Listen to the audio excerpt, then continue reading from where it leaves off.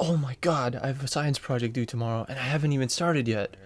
I'm sure many of us have been in a position where we've had something to do and we've held it off until the last possible moment. We constantly hear about the negative effects of procrastination, how it's bad for you, how it ruins your life, but we rarely hear about how procrastination can be beneficial. So today we're going to go over some of the ways that procrastination can actually benefit you. Go over the types of procrastination, the benefits of procrastination, and how to procrastinate effectively.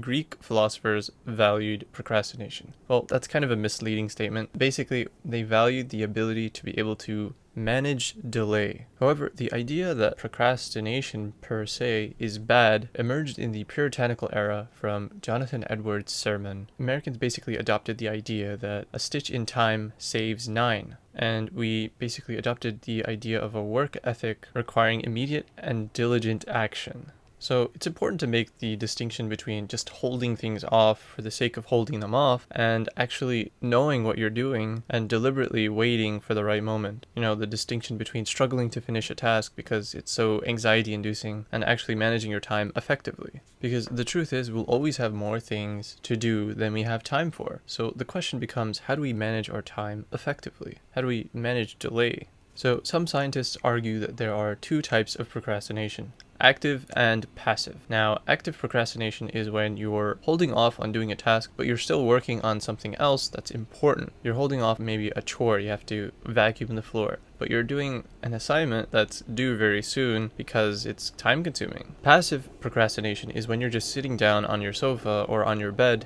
and you're not being productive when you actually have work to do. You don't need to be a rocket scientist to understand which of these is problematic. So in elementary school, deadlines used to fill me with so much anxiety, and I would just be so anxious until my assignments would be done, but I would still wait until the last minute to do them. I would ignore that nervous feeling until it could no longer be ignored, until I had to do the assignment, otherwise it wouldn't finish on time. Obviously this was kind of destructive and anxiety inducing. I still did it. So in third grade, I had this project on Puerto Rico, and I didn't start until the night before, and sure enough, my mom helped me so that I could finish on time. It got late and I wasn't done with the assignment, so then my mom offered to finish it up for me so that I could go to school the next day. Thanks, Mom.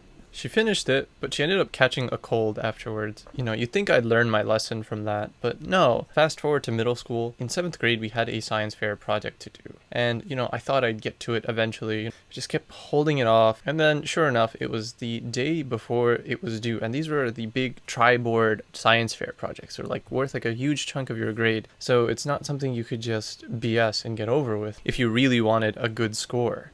So it was Sunday afternoon and all I had was some basic information, and I worked to finish that project. It took a lot longer than I expected it to. I didn't want to pull an all-nighter, so I sped things up and I finished as soon as I could, and I managed to get a few hours of sleep in. But the experience was so traumatic and so awful. It just took forever. I was just slugging through it. It was just so painful. Just resented having to do it so late. I just wish I had it done. Wouldn't it be so nice if I had it done before? I was so wiped out that I pasted one of my line graphs upside down, and I realized the next day when I'd already pasted it and there was nothing I could do about it. The experience was so bad that I vowed to myself that I would never procrastinate again. I would change my ways, I would reform myself, and that was definitely passive procrastination. I wasn't doing anything productive, I just held it off for no good reason because I just didn't want to do it. And now, I don't really procrastinate the way I used to. I start early, and then there's something in my head that just nags at me until my assignment is done. And it's also kind of annoying, but at least I don't paste my project images upside down.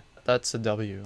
How can we find the intermediate between waiting too long and starting too early? So to illustrate the importance of timing, here's an example. So a professional tennis player has about 500 milliseconds to return a serve, and a tennis court is 78 feet baseline to baseline, and professional tennis serves come in at around 100 miles per hour, so that's a lot of ground to cover in a very short time. Most people might say that professional tennis players are better than amateurs because they're so fast. Well, that's part of it, but that's not the whole thing. Studies on super fast athletes have shown that they're effective because of how they time their response. They can perfect their stroke and their response to create as much time possible between the actual serve and the last millisecond they actually have to hit it back. Another example of managing delay is in how we apologize. Many of us might be taught that we have to apologize right away. It might actually be better to delay that apology just a bit. Now, hear me out. Now, if you've done something wrong, it might be better in some cases to process what you've done before actually apologizing. So now, if you apologize immediately, you might not even have enough time to process the impact of what you actually did,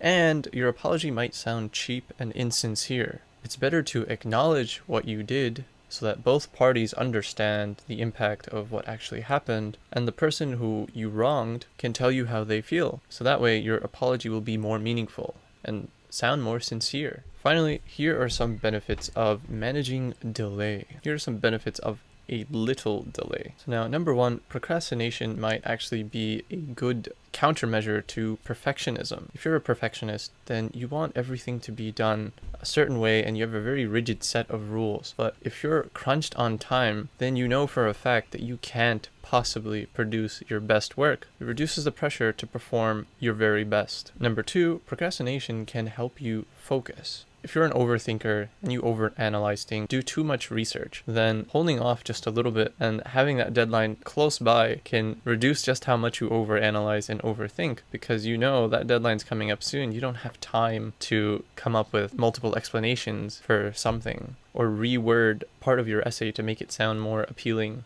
And for some of us, it's actually a motivational boost when you know the deadline is coming close. When you have 3 weeks to complete an assignment, it seems very far away and distant for some of us, and we might not feel motivated to do it. But then when there's 2 weeks left, you start to feel a little more motivated. And then there's 1 week left. For some of us, that's a really good time to start. I would advise you to start like around there, and I wouldn't go beyond that. Adam Grant, professor of management and psychology, found that procrastination can actually lead to more creative ideas. He also gave a really famous TED Talk, which is linked below, and so he cited the research of one of his former students, Jihei Shin, who's now also a professor at the University of Wisconsin. In her study, she asked participants to come up with business ideas, and they were randomly assigned into different groups.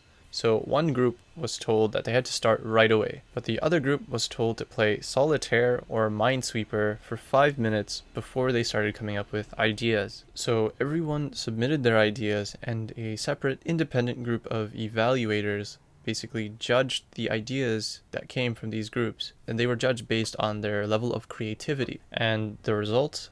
The evaluators rated the procrastinators' ideas as 28% more creative than the group that had to come up with immediate ideas. So it wasn't really procrastination because it was only about a 5-minute delay, right? So that's what we have to understand. When they played games before being told about the task, there was no increase in creativity. But when they were told about the task and told to hold off just a little bit, that actually led to more creative ideas. And Adam Grant suggests more divergent thinking. Research by Chu and Choi in 2005 found that active procrastinators weren't paralyzed by worry, had lower stress levels, had less avoidant tendencies, and a healthier self-efficacy. So how do we manage that delay? How do we know when it's the right time? Ultimately, it does come down to our own judgment and knowledge of our own habits. So here are some questions that we can ask ourselves. How much time will it take me to finish this type of task? How much time has it taken me in the past, for example?